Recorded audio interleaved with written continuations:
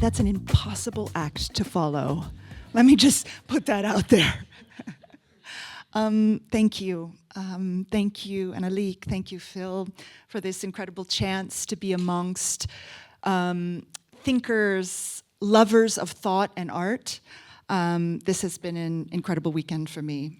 As I've had the chance to tell in some smaller contexts, I've had the incredible honor and challenge of serving as the director of Kunstmuseum Basel for a year and 3 days now. It's kind of the anniversary. And it's flown by, and it caused me to ask who amongst you may know this museum, or how much should I tell about it, that we start to use it as a place from which to think about the museum at large. The museum I run has 3 buildings, holds 8 centuries of historical treasures, and I come to it as someone who is, on the one hand, a writer and an art historian, but also someone who's worked for the last 10 years at the very edge of the contemporary. Before that, I was at Kunsthalle Basel, which is, often giving artists their very first show ever, in some cases, or the first show in Europe, and working with a really emerging generation. And now I've moved camps, and I've moved to this venerable, historical sort of institution. And since taking on the job, I've asked myself the question, and even in the act of applying for it, why do museums matter? Who do they serve? Why were they formed at all? And can they continue to be relevant? When I thought about this group, I realized something surprising. Yeah, here's a picture from just a few days ago of one of the 3 buildings I mentioned. And I realized that however apart our worlds are, and I've met people working in finance and neuroscience and insurance, technology, or the arts, we think we come from these very different fields and worlds, but I realize one of the things that we have in common is that we're all in some way in the business of the future. I would say we're either forecasting it, building it, shaping it, investing in it, trying to understand how to influence what comes next, or even understand what comes next. And I can imagine that might sound somewhat surprising to some people, because we don't tend to think of museums as places thinking about the future, right? They're places of the past. They conserve, they preserve, they restore, they research what was. And since taking on this role, I've come to think about, I'm completely off track, excuse me, but here's an overview of what I'll be talking about today. In 3 parts, because they beautifully structured that for us and suggested 3 parts. 350 plus years of the future, which is one of the things I'll talk about, and to get to the question of why museums matter, if they matter, and how can they matter, and what they can do and what they do in times of crisis. But I want to get to this now famous line from the writer Gertrude Stein, who said, "You can be modern, or you can be a museum, but you can't be both." And her words, I think, highlight this understood tension between the job of preserving history and the job of embracing innovation. And I think for many people, museums fall in that camp of having to choose to be one or the other. I'd like to see them differently, because I believe that a museum at its very best can be a powerful engine for imagining what comes next. The museum I now lead was quite literally, I'll stay there for a minute. It was quite literally the first of its kind to think in those terms. In 1661, so yes, a very past moment, Basel decided as a place, as a community, as a group of citizens, as politicians, to found what would become the very first public art collection in the world. And I'll just let you wrap your head around that for a moment, because most people don't even know it, that more than 100 years before the Louvre or the Uffizi, more than 200 years before the Metropolitan in New York, Kunstmuseum's Basel collection was there as a first public, municipal, sort of for-all collection of art. And it's this tiny town, city is maybe a big word for it. It's this tiny place on the Rhine. And yet this decision was made to create an art collection not for a king, not for a court, not for a private elite, but for the public, for all. And that moment, which was so radical in its time, was essentially not about their moment. In 1661, when they did it, they weren't thinking about their moment. They were thinking about future audiences, a future moment, a civic vision that was not yet imaginable, a generation not yet known. And that idea of a museum as a future-facing institution has stayed with the Kunstmuseum ever since. And it's what made this girl from LA, who didn't grow up surrounded by art, who was just once taken to a public museum on a school trip, but found it utterly transformative. It's what made me commit myself to museums, to art centers, to the idea that art somehow needs to matter, needs to exist in our lives, and forums for speaking about it, preserving it, helping mediate the understanding of it matter. And if one museum has ever defined what it means to be public and to believe in the long-term value of culture, it's been this one. Now, there's another story I want to tell, because what I've just told in brief is the institution's origin story, more than 350 years ago. And it has little to do with the crisis that we face today, or it might seem so. But I believe, in fact, the opposite is true. So before I get to crisis, I want to get to another moment in time and in history. And I want to fast forward to 1967. And here's this picture. It's from a newspaper. 1967 would have been another moment of global war and crisis. And I expected, when I was preparing this talk, that everyone I was speaking to would have known this story. It's taught to school children, I'm told, in Switzerland. So my audience in Basel, I don't need to tell them the story. But in the 2 days I've been here now, I've realized that many people don't know it or don't know the institution.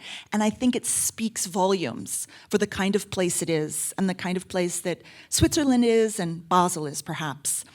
And the story goes that at the end of the 19th century, there was a family of collectors who loved the idea of this public art collection and decided to give their incredible collection of works as a long-term donation to the museum.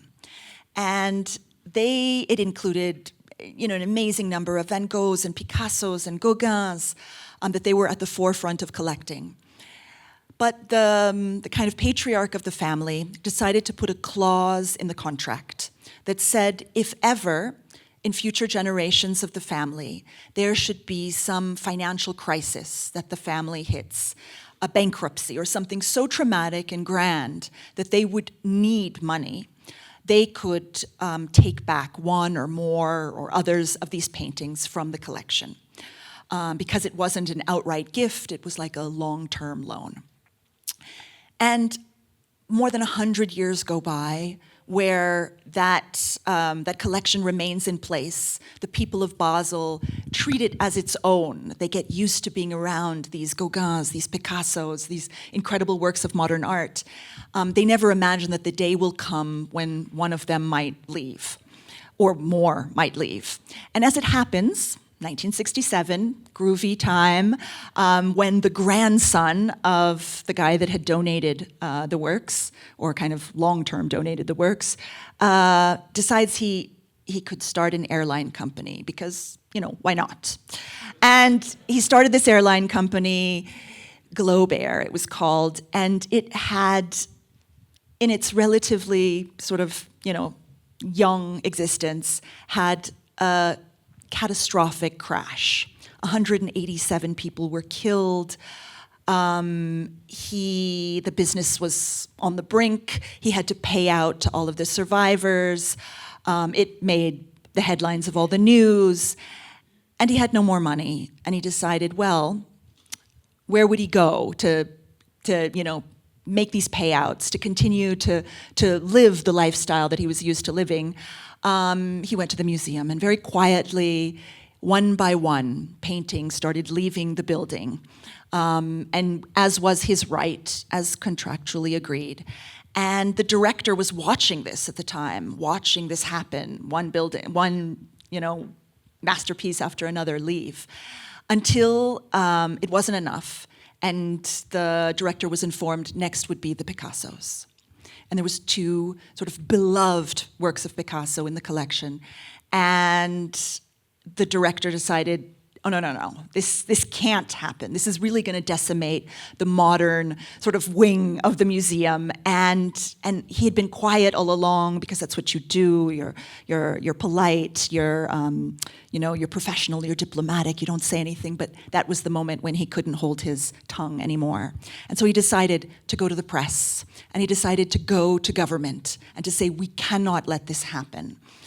And it's a longer story, but long story short, there was a public referendum, as happens in Switzerland, about whether or not the government could help to buy these paintings for the museum. Because the idea would be, there's no way to get out of giving this guy the money that he needs, but he wants to sell the paintings. And it was something like 6 million at the time that he wanted for these 2 Picassos. And the museum itself didn't have this money. The government decided, okay, they would give the museum 4 of the 6 million so that the paintings could be bought, and somehow the museum had to find the rest. And the public caught wind of it, and a public referendum came against the idea because someone decided, well, you could build, I don't know, for 6 million, 10 schools, 2 hospitals. You could do many noteworthy things. Do we really need to save 2 Picassos? Do we really need to invest in our museums at that level? And suddenly, the public got involved because everyone had to decide for or against. They quite literally had to vote, but they also had to decide, what do they believe in? What do they want for culture, for their livelihood? It was a moment where rich and poor, hippies and CEOs went to the streets, and that's the picture I show you. Literally, demonstrations were held where people were trying to convince their fellow citizens that art mattered, that museums mattered, and that museums needed to be receptacles that held on to memory and to sort of cultural heritage. As a result of these demonstrations, and as a result of grassroots fundraising, children sold cookies at school to raise money. There were small and large collections of money that were made in parallel. The referendum passed so that the government could give the museum 4 million to buy the Picassos. And through all of these fundraising efforts, the children, the CEOs, the hippies, the demonstrations brought together the missing 2 million. And the Picassos could be purchased. And AP News and every newslet in all of the world was covering it and talking about this incredible example of cultural democracy that had not been seen in Europe, that actually people took to the streets to fight for a museum and to fight for art. A very aging Picasso read about it in the news. He was still alive, living in the south of France, and he was very moved by this story that the people of Basel wanted to fight for his art. And he called up the director and invited him to come to the studio. And he said, I'd like to talk to you about this. And the director, not knowing what he would encounter, came to the studio where several paintings were laid out. And Picasso said, I was really so moved by this story, I'd like you to pick one. so that you can have an additional Picasso to take back with you to bring to the people of Basel in thanks for their efforts. And this director, rather young, nervous, he's got an important decision to make, doesn't know which of the two to pick.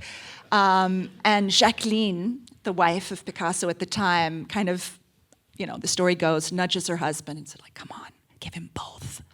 And so the director goes back and has the news by the end of the day that actually he'll get both of these Picassos given to the museum in thanks. And they have dinner and they have drinks, and then Jacqueline comes out, from the drawing room and says, the museum has this historic core, which is the prints and graphics cabinet that is so important, and everyone is represented there. And Pablo, don't you really also need to make an effort there? And so she comes out with the drawing, the drawing for the Demoiselle d'Avignon. And gifts it also to him so that he can go back with this. And then the next morning, Picasso decides, yeah, but you should also have one of my most recent works, not just these older works from my collection that I've been holding on to for some fabulous moment. And so this director, who risked losing 2 Picassos, actually comes back with 4 more from his trip to the south of France.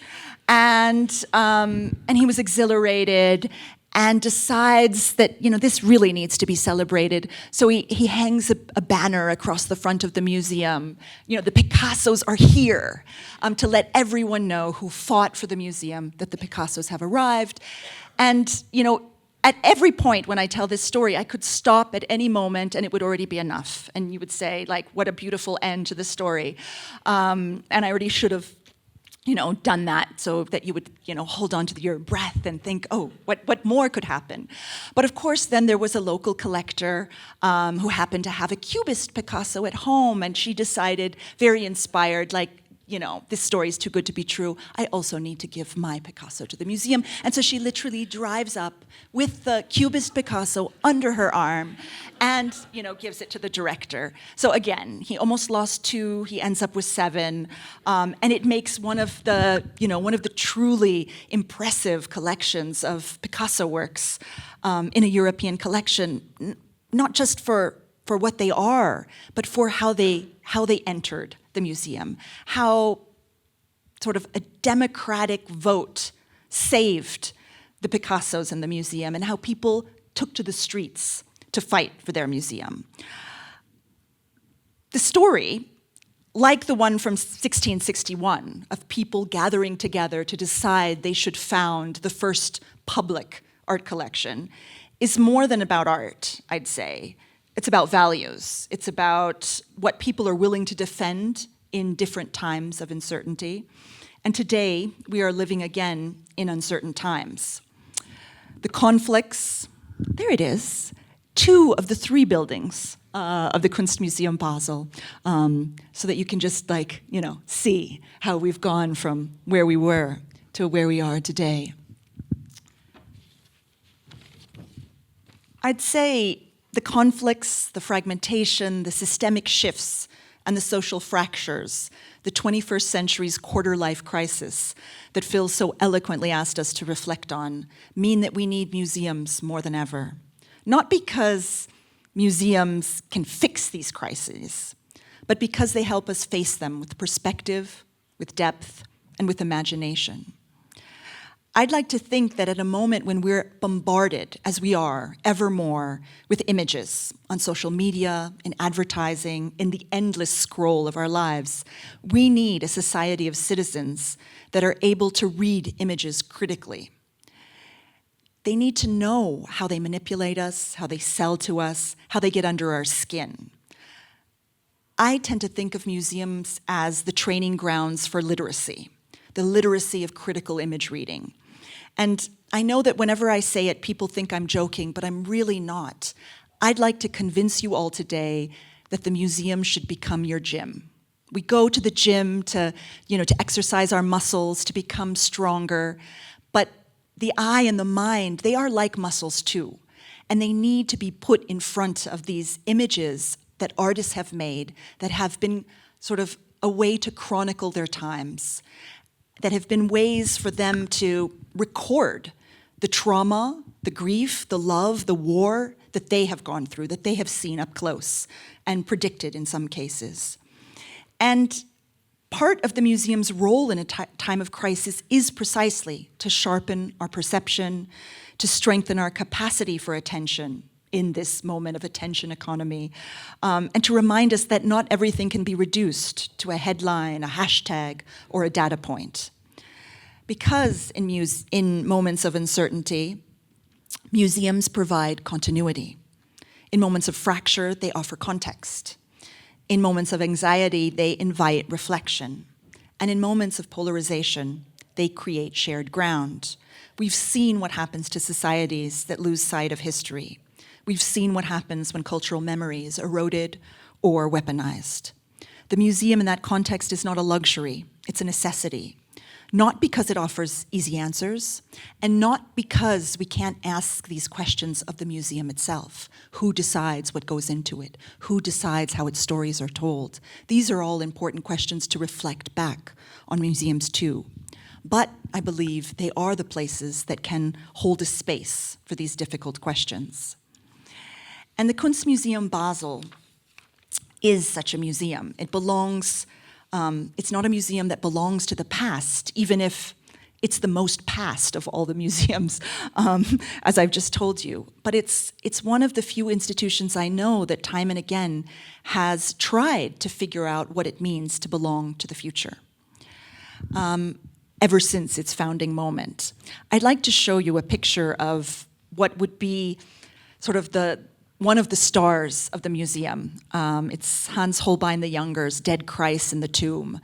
And I think everyone was really worried, or maybe a certain fraction of people was worried when I took over the leadership of the museum, because I come from the contemporary, I'm a specialist of Marcel Duchamp, and they wondered, like, would I take down Holbein's Dead Christ, or would I not be able to to deal with and understand why such a work would be so important. And one of the first things I started talking about to my stakeholders, to my new public, was that I wanted us to not continue to simply show what we had always shown, but to ask ourselves the question, why would such a work, more than 500 years after it's been painted, still speak to us? Because I see that it does. It didn't just propel the writer Dostoevsky to make a special trip to Basel and be so driven crazy by it that he wrote The Idiot about it. But countless other writers, artists, thinkers have come specifically to see it. Because I think there's almost no image in the history of Western art that tells us more acutely about our own mortality, about the fragility of the human body, and about the mystery and intensity of faith and love and life and death. And it's a work that still continues to unsettle viewers, along with other works in the collection, images of war, but also of resilience, of survival. They remind us that artists have always tried to be witnesses of their times, and that we are not the first generation to live through trauma and upheaval. Here is my final slide. I just want to give you a sneak peek, but only one image, just so that you actually come to Basel, that shows you part of the new hanging of the collection that I've really pushed my curatorial team to work on. I announced it early as one of my top priorities because I wanted to inspire people, even people who know the Dead Christ like the back of their hand, to see it anew. And I deliberately show it without showing what else is around it. But I think we as a museum have to continually reinvent ourselves and renew how we show, how we talk about, and how we learn from the things that we hold within our museum. Because there is a battle, and it's a battle that rages, and it's not a battle today about saving 2 Picassos, but it's about what it means to be a public institution in the 21st century, and how we ensure that museums can continue to be places of generosity, of care, of curiosity, and complexity. So yes, to some extent, that battle is also about the resources that a museum needs to stage the ambitious work that it sets out to do. But even more importantly, it's about belief that a great museum is worth fighting for. And that belief has, since 1661 or 1967, brought people across sectors, whether citizens and politicians, CEOs, teachers, teenagers, to protect something that belongs to everyone. I came to the Kunstmuseum Basel because I believe in that possibility. And I believe that in a moment of social incohesion, we need museums more than ever. Not as sanctuaries of nostalgia, not as cemeteries of beautiful things, but as sites of possibility. So if you are in the business of the future, as I think many of you in the room are, then I invite you to visit your museums, not just mine, but all of them, and to see them not as places of the past, but as one of the last great engines of shaping what's next. Thank you.